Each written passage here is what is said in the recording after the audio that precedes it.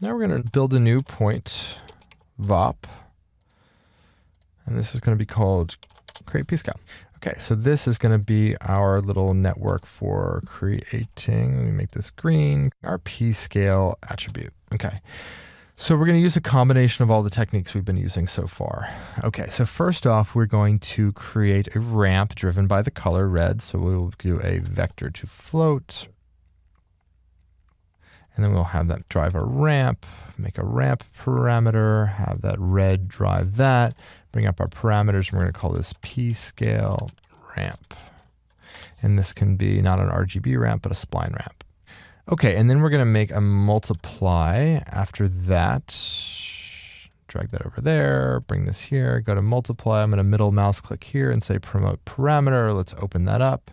And I'm going to call this pscale mult, so we can manually sort of just have an offset for the whole thing. And then like we did with the color as well, and we did with the pscale in the impacts chapter, is that we are going to create a random number to then multiply into this as well to create just an even more organic variation of the scale. So I will do random, and then we will pull off the ID pin. And then we're going to fit this 0 to 1 output to our own custom range of values, which will be, let's do 0.25 to 1, so a quarter of the size up to the size. And then we're going to add this into the multiply. So we have three things going on. We've got a ramp, we've got a little bit of randomness added, and then an overall manual offset. And now I'll do a bind export, call this pscale. And then we will feed the output of this multiply into that pscale, bring this up. I'll bring this node up just to make it clean, and there you go. We've got a few different things all affecting the pscale. All right, so now let's go back up to this level. Our pscale mult, I know that overall I just want that to be 0.5, just because I want it to be half of the whole value. And then we're going to set our ramp at the beginning of the particle's life. We want it to be a full scale of 1.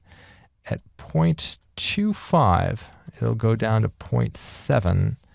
And then this last point here, we're actually going to, oops, I deleted that. Okay, we'll make a new one. And our final point will be 0.38, will go to 0. So actually, these will fade out to 0 way before the end of their life. And so the first point here, I'm going to make this catmull rom. Second point, make this catmull rom. Again, let me open this up just to kind of smooth out these points. Alrighty, so now if we go to the geometry spreadsheet, let's move over. You can see we have a pscale value, and then there we go. Those are animating over the life of the particle based off of this ramp now. Okay, so we've got our pscale. Next up, what we're going to do is we need to add another attribute to these points that points to this instance geometry on the top level, because we actually bake in the path to that at the point level for the instancing system to work. So next up, we're going to show you how to do that.